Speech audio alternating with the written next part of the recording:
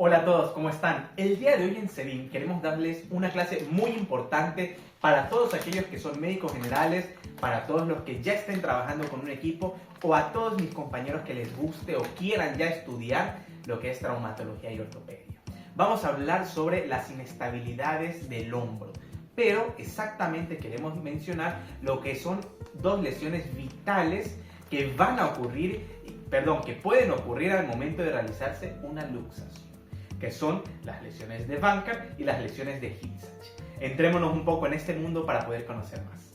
En primer lugar, hay que saber qué es una inestabilidad glenohumeral. ¿Qué significa esto? Cuando existe una luxación de hombro, estas se van a dar cuando hay una luxación de hombro hacia anterior. Cabe destacar que pueden haber dos clases de luxaciones, o hacia anterior o hacia posterior. Vamos a hablar exactamente solo de las anteriores. Posterior a que haya una luxación, puede haber riesgo de que exista una inestabilidad, que viene siendo el dolor crónico que va a sentir esa persona a nivel del hombro, así como también las luxaciones a repetición o recurrentes.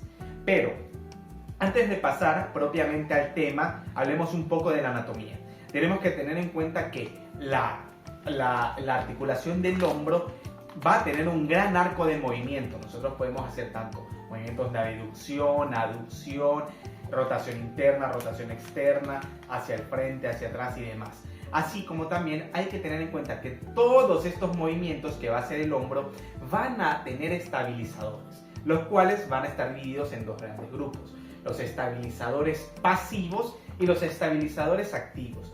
Teniendo en cuenta que cuando hablamos de estabilizadores pasivos, estamos hablando de, en primer lugar, el labrum, que no es más que un anillo fibrocartilaginoso que va a envolver toda la articulación y le va a dar tanto soporte como sostén a la misma. Así como también la cápsula, la presión negativa propiamente de la articulación, lo que es la articulación del hombro, va a tener una presión negativa que va, por así decirlo, a chupar los dos huesos para mantenerlos en su posición, así como también ligamentos y estructuras óseas. Cuando hablamos de los estabilizadores activos, estamos hablando de estabilizadores que al momento de la movilidad van a tener un gran papel, los cuales son, en primer lugar, todos los músculos del manguito rotador, la porción larga del bíceps y los músculos escapulares. Importante a tener en cuenta que cuando hablamos de inestabilidad, cuando hablamos de lesiones de Bankart y de Hill-Sachs, estamos hablando de que el labrum va a tener ligamentos, los cuales van a ser ligamentos glenohumeral superior, que va a ser el principal estabilizador de la traslación superior. Luego vamos a tener el ligamento glenohumeral medio, que va a ser el estabilizador anterior a posiciones menores a los 90 grados. Y el ligamento glenohumeral inferior, los cuales va a dar una estabilización con el brazo en una abducción a 90 grados, es decir, cuando tenemos el brazo en esta posición, ¿ya? Entonces, entremos un poco más ahora sí en el tema que nos interesa el día de hoy. Vamos a tener tres lesiones importantes. Primero, las lesiones de Bankart. Segundo, las lesiones de Hill-Sachs. Y las no menos importantes, los defectos óseos glenohumerales. Entonces, cuando hablamos propiamente de estas tres lesiones, hay que tener en cuenta que van a tener un examen físico parecido, ya que estamos hablando propiamente de inestabilidad. Entonces, cuando hablamos del examen físico, hay que tener en cuenta que siempre tiene que ser comparativo. ¿A qué me refiero con esto? A que no solamente tienes que ver el miembro lesionado que el paciente te va a decir: doctor, llego a tu consulta y digo, doc, me duele el hombro derecho. Hay que tener en cuenta también el hombro izquierdo, porque siempre en tu evaluación debe ser comparativa. Significa ver el hombro lesionado y ver el hombro que no está lesionado, el hombro sano, ¿ya? Y ten en cuenta la inspección, que es la observación. Desde que el paciente entra a tu consultorio, observas todo su cuerpo, y cuando el paciente te indica cuál es la sintomatología, observar plenamente la articulación en donde hay la afectación. La movilidad, si se ve reducida o no, y obviamente los movimientos o estructuras semiológicas. En primer lugar, cuando hablamos de semiología, estamos hablando de maniobras semiológicas específicas. Una muy importante es el test del surco, en el cual va a ser positivo cuando el paciente va a estar a 90 grados, como lo vemos en el video, el paciente va a dejar que el brazo descanse o cuelgue, que no esté apoyado en ninguna estructura, y nosotros vamos a realizar una tracción del mismo hacia inferior, observando si hay descenso de ese hombro. Para que el test sea positivo, tenemos que tener un descenso de aproximadamente 2 centímetros con respecto al contralateral. Por eso les mencionaba que el paciente debe ser comparativo. Además de eso, tienen que tener en cuenta que nosotros pensamos en estas lesiones cuando hablamos de las luxaciones. Es decir, el paciente llega a tu consultorio, el paciente te dice: Doc, tuve una luxación, y es ahí donde nosotros vamos a pensar en que este paciente puede tener una inestabilidad. ¿Ya? Entonces, continuando. Otro de los test importantes semiológicos es el test de aprensión, que es muy característico y va a tener una alta fidelidad y alta sensibilidad a lo que son las luxaciones recurrentes. Que no va a ser más que el paciente en decúbito supino, que viene siendo acostado boca arriba. El paciente genera una reducción de 90 grados, el codo también a 90 grados con respecto al hombro, y vas a hacer un movimiento de una rotación externa para poder hacer una especie de movilidad en donde vas a sacar el hombro. Es decir, este test lo que trata de hacer es tratar de darle la sensación al paciente de que el hombro se le va a luxar, se va a salir de su cavidad normal. Va a ser positivo cuando el paciente genera una contrarresistencia o cuando el paciente no quiera realizar el test. Es decir, cuando ya son luxaciones muy recurrentes, estamos hablando de varios episodios en un corto periodo de tiempo, en donde al hacer este movimiento el paciente va a sentir esa retracción, va a sentir esa contracción y va a desear no realizar de nuevo el test, porque la frase típica que van a tener estos pacientes es: doctor, siento que el hombro se me va a salir, siento que el hombro se va a luxar. Entonces es importante tener en cuenta realizarlo de manera suave, es decir, ser muy sensible con el paciente y no realizarlo de manera brusca, ya que el paciente va a generar bastante incomodidad, ¿ya? Continuando, el siguiente test que les traigo a colación hoy va a ser el test de recolocación, que va a ser un movimiento completamente contrario al anterior previamente dicho. Es decir, en este nosotros vamos a tratar de darle sostén colocando uno de nuestros miembros justamente en la región del hombro y generando el mismo test hacia rotación interna. El paciente va a sentir un alivio o un aumento de los arcos de movilidad. ¿Qué significa esto? Cuando nosotros damos esa estabilidad manteniendo la mano contra el hombro, vamos a permitir que el paciente se sienta más seguro y el paciente va a generar un aumento de los arcos de movilidad en comparación a el test de aprehensión anterior.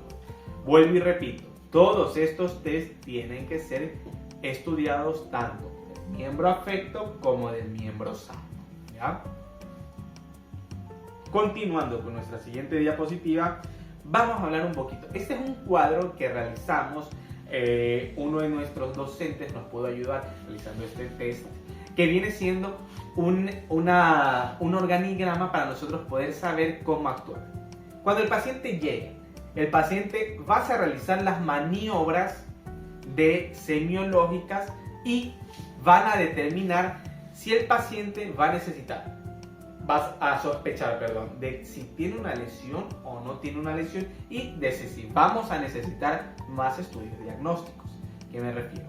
Estos pacientes van a necesitar una resonancia magnética para poder observar directamente el labrum. Recuerda, con la radiografía solo vas a ver el componente óseo. Con la tomografía sigues observando el componente óseo de una mejor manera y mucho más técnico que el anterior.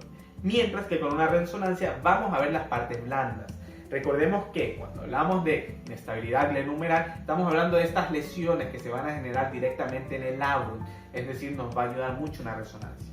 Tenemos que tener en cuenta si el paciente es menor a 25 años, si es masculino. ¿Por qué? Porque la epidemiología nos indica que hay una relación de 2 a 1 con respecto a esta enfermedad, en donde es más comúnmente observarlo en pacientes masculinos en comparación a los femeninos. Y así como también si el paciente es deportista, independientemente de su edad. Recordemos que un paciente deportista va a ser un paciente que practica deporte rutinariamente para un alto rendimiento. ¿Qué me refiero con eso? Son pacientes que van a tener una actividad deportiva de aproximadamente 4 veces por semana intensa para preparación hacia una competición deportiva. Es decir, este típico paciente de 45 años que va a hacer el triatlón, por ejemplo, ya es considerado un paciente deportista. ¿Por qué? Porque está teniendo una rutina exacta de entrenamiento, de preparación física para realizar una competencia de alto rendimiento. No importa si lleva años realizando esto, importa si ya viene generando un preentreno para esa competencia, ¿ya? Entonces, si el paciente cumple estas 3 características, vamos a pensar en que esta inestabilidad puede tener un compromiso óseo, puede haber una lesión de Hill-Sachs inestable o estable y debemos realizar estudios diagnósticos complementarios. Si el paciente no cumple estos criterios, podemos esperar a que el paciente tenga más episodios. Es decir, un paciente más allá de los 25 años, un paciente que sea femenino, un paciente que no sea deportista y presenta solamente un episodio de luxación, podemos esperar a no realizar una resonancia, no realizar demás estudios y dar un tratamiento conservador en sí. Es decir, hay muy pocas probabilidades de que ese paciente presente una lesión de Hill-Sachs o una lesión de Bankart, ¿ya? Cuando el paciente ya presenta más episodios, ahí sí tenemos que empezar a realizar estudios diagnósticos. Estamos hablando de tomografía, estamos hablando de resonancia, ¿ya? Y en ese momento descartamos que haya compromiso óseo, descartamos que haya Hill-Sachs y empezamos a pensar ya en un tratamiento ya no conservador, sino en un tratamiento quirúrgico, ¿ya? Entonces, recapitulando, pacientes mayores de 25 años que sean deportistas, esos son los 2 criterios más importantes. Pensamos en, con un primer episodio, realizar un estudio complementario, tomografía, resonancia, de preferencia la resonancia. En un paciente no cumple con estos criterios, es mayor a 25 años, no es deportista, es femenina, pensemos en, con un solo episodio, mantenernos tranquilos, pensar en el tratamiento conservador, que ya lo vamos a ver más adelante, y mantener al paciente en observación, ¿ya? Es decir, darle controles cada cierto periodo de tiempo. Entonces, ¿qué pasa cuando hablamos del tratamiento conservador? ¿A qué nos referimos con esto? Nos referimos que el tratamiento del tratamiento conservador se da en pacientes que son mayores a 25 años, que no son deportistas. Cabe destacar que van a tener una recurrencia del 55 hasta el 82% en atletas jóvenes y va a generarse por una inmovilización temprana. Es decir, al paciente tienes que inmovilizarlo con un cabestrillo, de preferencia los cabestrillos tipo Bell-Pou, los cuales son aquellos que van a mantener una franja en medio, que van a evitar el movimiento de abducción del cuerpo, y el fortalecimiento muscular. ¿Qué significa esto? La kinesiología. Recordemos que nosotros en traumatología nos vamos a apoyar mucho y vamos a trabajar muy en conjunto con los kinesiólogos, los cuales van a ser los encargados de generar el fortalecimiento muscular y el control del mismo, ¿ya? Ahora hablemos propiamente de las lesiones. Hablemos ahora de la lesión de Bankart. Cuando hablamos de la lesión de Bankart, como lo vamos a ver en el video, la idea es que se separa la glenoides de su posición normal. Es decir, se separa el labrum de su posición normal. Entonces, ¿qué es lo que nosotros observamos? Como vimos en el video, se luxa el hombro y la cabeza del húmero se va a llevar parte de este labrum, despegándolo, desinsertándolo de su zona normal anatómica. Y esto obviamente va a quedar fuera de su mecanismo normal, y eso va a generar que haya dolor, inestabilidad y demás. Entonces, continuando, muy importante, vean cómo es el video para que puedan entender cómo se genera esta lesión. Ahora, ¿cómo nosotros vamos a diagnosticar esta enfermedad? Hay que tener en cuenta que, en primer lugar, tener la radiografía. Vamos a observar cuáles son las proyecciones exactas, las cuales vamos a necesitar para tener un correcto diagnóstico.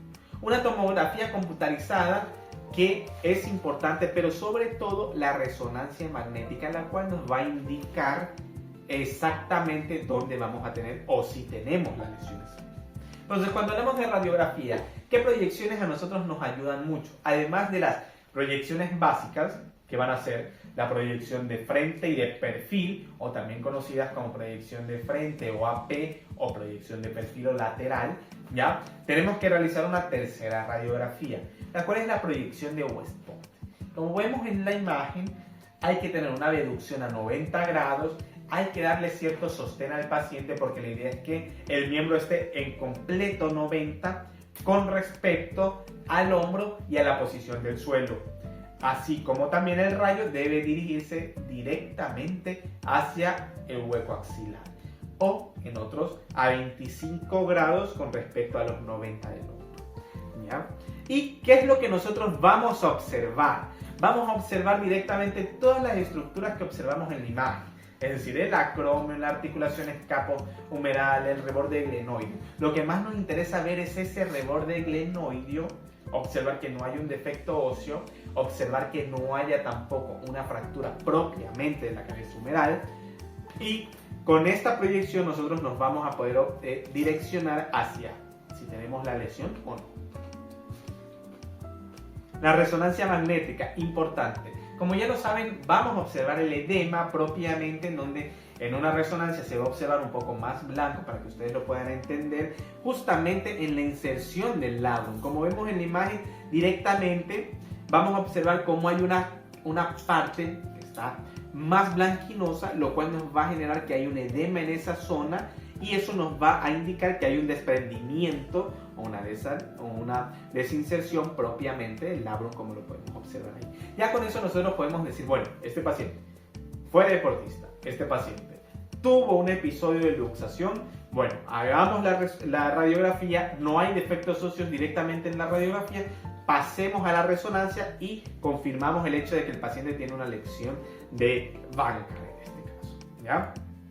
Entonces, ¿cuál es el tratamiento quirúrgico? Ahora hablando. Cuando hablamos del tratamiento quirúrgico, estamos hablando de un tratamiento artroscópico.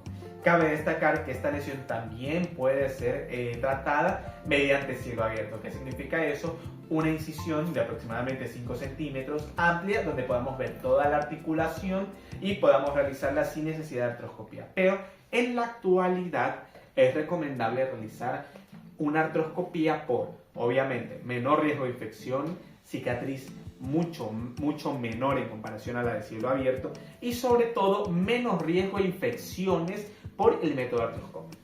¿Y cómo lo vamos a hacer? Como lo vemos en los videos, tenemos que realizar nuestros portales, tanto anterior como posterior. Es importante que estas lesiones van a estar justo en la parte justo en la parte anterior del labrum, es decir, que tenemos que poner nuestra óptica o nuestra cámara desde posterior a anterior, como lo vemos en la imagen, ¿ya? Para poder observar toda esta zona con ya sea uno o dos portales anteriores, siendo el anterior principal y siendo el anterior accesorio, los cuales los vamos a ver, lo pueden observar en YouTube en las clases de artroscopía, y podemos observar en la primera cómo va a ser el portal, cómo vamos a observar con nuestra óptica, y en segundo lugar vamos la técnica ahora sí. Lo primero que nosotros tenemos que hacer es con la mecha, es decir, con el motor, realizar un pequeño agujero para que ustedes lo puedan entender directamente en el labrum, donde nosotros vamos a anclar nuestro labrum. Continuamos. Posterior a ello, vamos a colocar un arpón. Cabe destacar que los arpones pueden venir en distintos materiales, ¿ya? En la actualidad es muy utilizado los arpones de PIC o de titanio, los cuales van a venir muy bien porque son resonables, ¿ya? Y van a tener un alto índice de durabilidad, ¿ya? Posterior a la colocación del arpón, nosotros en el siguiente video tenemos que realizar lo que son las suturas propiamente del labrum. Vamos a colocar ya sea 1, 2 o hasta 3 arpones directamente en la zona de la glenoides para nosotros poder suturar correctamente nuestro labrum y poder así disminuir o reducir nuestro defecto. Posterior a ello, nosotros lo que vamos a hacer es mejorar la superficie articular. Recordemos que la superficie articular es toda esa área que va a tener la articulación para poder movilizarse sin que haya dolor, sin que haya un bloqueo como tal o una disminución de movilidad, para que lo puedan entender mejor, ¿ya? Que es lo que vamos a restablecer con la sutura que estamos realizando de manera artroscópica. ¿Ya? Entonces, ¿cómo nosotros lo vamos a ver directamente en la artroscopía? Lo vamos a ver así. Tenemos de un lado el antes, que vemos cómo está ese defecto óseo, ese defecto del labrum, perdón. Vemos la glenoide y vemos cómo está todo eso desinsertado, todo abierto. Entonces, luego vemos cómo se hace una sutura con diartroscópica y vemos cómo se restableció todo, cómo se redujo todo este defecto que estaba teniendo el labrum como tal. Ahora hablemos del defecto óseo glenoideo. ¿Cuál es la diferencia entre estos anteriores? Como su mismo nombre lo indica, cuando hablamos del defecto óseo estamos hablando que hubo una fractura directamente en la glenoidea, es decir, hubo la luxación y el húmero se fue llevando parte de la glenoide generando así un defecto, una fractura. Y eso lo que va a generar es que haya una disminución de la superficie articular. Cabe destacar que este defecto óseo glenoideo también es llamado como bancar óseo. ¿Por qué? Porque como les digo, no solamente hubo un desprendimiento del labrum, sino es que se fue el labrum y además de eso se fue también el hueso, en este caso la glenoides. Entonces, ¿cómo nosotros podemos determinar la gravedad de este defecto óseo, de este bancar óseo? Hay que tener en cuenta que lo podemos dividir en tres partes: leve, moderado y severo. Teniendo en cuenta que leve, estamos hablando de que el tamaño del fragmento va a ser menor de 3 milímetros, mientras que eso va a tener una consistencia del 15%. ¿Qué significa eso? Del 100% de la superficie ósea, de la superficie glenoides, el 15% se vio afectado, que viene traducido como menos de 3 milímetros. Cuando hablamos de un bancar óseo moderado, estamos hablando de que el defecto óseo, el fragmento óseo que se desprendió, va a ser de aproximadamente 4 a 9 milímetros. Y el defecto va a ser aproximadamente del 15 al 30% de la superficie articular afectada. Mientras que cuando hablamos de severo, estamos hablando de defectos óseos o de fragmentos óseos más allá de los 9 milímetros. ¿Ya? Teniendo en cuenta que va a considerarse más allá del 30% de defecto de la superficie articular. Es así como nosotros lo vamos a poder observar, ya sea en una resonancia o en una tomografía. En esta clase de lesiones la tomografía nos va a venir bien porque podemos observar y vemos cómo nosotros podemos ver la dimensión de los fragmentos que van a faltar con respecto a la cavidad glenoidea. Entonces, importante tener en cuenta cómo va a ser ahora el tratamiento quirúrgico. En primer lugar, podemos realizar una reducción y osteosíntesis cuando estamos hablando de fragmentos óseos ya sean moderados, es decir, que tengan hasta máximo el 30% de la superficie articular afectada. ¿Qué es lo que nosotros vamos a hacer? Lo que es la colocación de tornillos directamente en la cavidad glenoidea para poder reducir la fractura como tal. Mientras que cuando hablamos de casos graves, estamos hablando más allá del 30%, más allá de los 9 milímetros de fragmento óseo, la colocación de la reconstrucción de la cavidad glenoidea, que viene siendo, la puedes estudiar como la técnica de Latarjet. El Latarjet viene siendo el hecho de que nosotros cortamos la apófisis y colocamos esta misma en la parte de la superficie articular que está defectuosa. Es decir, toda esta superficie articular, todo este más allá de los 30% de defecto que hay, nosotros lo vamos a restablecer colocando parte de la apófisis coronoides, ¿ya? Como lo podemos ver en la imagen. Nosotros vamos a cortar parte de la apófisis coronoide, debes saber, o como dato, menos de 1 centímetro de la apófisis coronoides, y posterior a ello, esta la vamos a colocar directamente en la cavidad en la superficie glenoidea con tornillos, como lo podemos ver en los videos. Con eso nosotros vamos a restablecer directamente toda la superficie articular que se perdió con el defecto óseo severo. ¿Ya? Así es como nosotros lo vamos a ver en las radiografías. Los dos tornillos, los cuales cabe destacar el segundo tornillo, como ya lo hemos mencionado en otras clases, va a evitar la rotación del fragmento. Ahora hablemos un poco de lo que son las lesiones de Hill-Sachs. Cuando hablamos de las lesiones de Hill-Sachs, estamos hablando que hay un defecto óseo directamente en la cabeza humeral. Como lo vemos en los videos, ¿qué es lo que ocurre? Hay la luxación, pero cabe destacar que la cavidad glenoidea va a tener una mayor consistencia, va a ser mucho más dura que la cabeza humeral, lo cual va a generar el riesgo de que esta pueda colapsar, es decir, la cabeza humeral colapse con respecto a la cavidad glenoidea y eso va a generar ahí el defecto óseo, es decir, la fractura en esa zona, como lo observamos ahí, justo en la parte posterior de la cabeza humeral. Entonces, ¿cuáles son las generalidades de esto? Primero, va a ser secundaria a la hiperabducción, extensión y rotación externa, va a estar asociada a lesiones, es decir, es rarísimo, pero muy raro, que se encuentre una lesión de Bankart sola, es muy raro que se encuentre una lesión de Hill-Sachs sola sin que haya compromiso del labrum, es decir, por lo regular, cuando nosotros ya observamos una lesión de Hill-Sachs, ya tenemos que sospechar que ese paciente puede tener ya una lesión de Bankart también. Por ello, hay que realizar una resonancia magnética para observar cómo va a estar ese labrum, ¿ya? Luxaciones anteriores recurrentes, es decir, a mayor número de episodios de luxaciones, mayor probabilidad de que haya una lesión de Hill-Sachs como tal. Y el tamaño de la lesión de Hill-Sachs se va a aumentar con la recurrencia de las lesiones, como les he comentado. Entonces, continuando, ¿cómo vamos a hacer el diagnóstico? Vamos a realizarlo con radiografías, tomografías y resonancias magnéticas.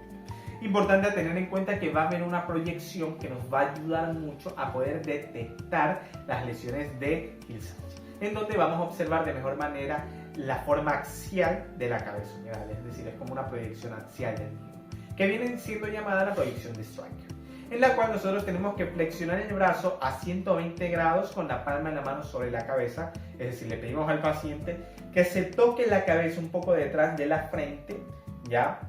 Generando una flexión del codo, una flexión del hombro, y con eso el haz direccionado directamente a el hueco axilar, ¿ya?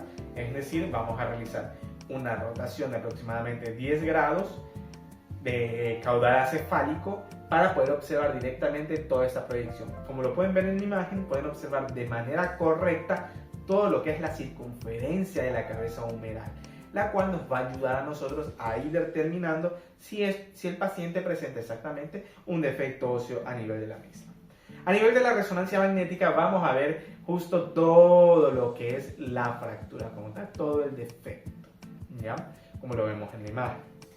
Entonces, hay que tener en cuenta que menor al 20% clínicamente insignificante. ¿A qué nos referimos con eso? A que cuando hay menos del 20% de la cabeza humeral afectada, va a haber clínicamente insignificante, es decir, va a haber poca sintomatología. Es decir, el paciente no va a sentir esa inestabilidad como tal, ¿ya? Es decir, en estos casos se puede optar con solamente un tratamiento de la lesión de Bankart como tal. Es decir, recuperamos la lesión el labrum y con eso el hombro nos va a andar bien. Entre el 20 al 40% es clínicamente variable, que significa eso que va a tener sintomatologías, puede haber hasta un bloqueo de la articulación como tal y más del 40% de la afectación de la superficie articular humeral va a ser clínicamente significante. Hablando propiamente de tratamiento, uno de los tratamientos más utilizados en la actualidad es llamado el Replissage, en el cual nosotros vamos a colocar un arpón directamente en el defecto óseo y vamos a suturar todo lo que es la cápsula articular y el infraespinoso, rellenando así toda esta lesión. Es decir, la vamos a rellenar con partes blandas. Y esto va a permitirnos a nosotros recuperar esa superficie articular y mantener así una articulación estable. Cabe destacar que cuando hablamos también del protocolo de rehabilitación, es decir, posterior a estas cirugías, hay que tener en cuenta que hay que mantener una inmovilización de hasta 4 semanas cuando hablamos de defectos óseos, cuando hablamos de Hill-Sachs y hasta cuando hablamos también de defectos óseos, es decir, de Bankart óseo. Inmovilización de 4 semanas con cabestrillo Bellpao. Movilidad pasiva a partir de la 4ª a 8 semanas, que vienen siendo los movimientos pendulares conocidos comúnmente, que no es más que poner al paciente con el recostarse hacia adelante, el hombro como si fuera un péndulo, con la gravedad y generar movimientos circulares, sin realizar mucha fuerza, y manteniendo la forma pasiva de la movilidad. Luego fuerza a partir de la semana 12, como lo podemos observar en los videos, ya generamos mayor fuerza con el mismo. Y por último, el regreso al deporte a partir del tercer mes hasta los 6 meses, dependiendo de la rehabilitación del paciente. ¿Ya? Esta es la bibliografía del día de hoy que nos interesa y la verdad agradecerles mucho a todos ustedes por estar dentro de esta clase. Espero les haya servido mucho esta información, lo cual les va a ayudar tanto en su práctica clínica de todos los días y espero poder verlos en un siguiente video. Un abrazo con todos.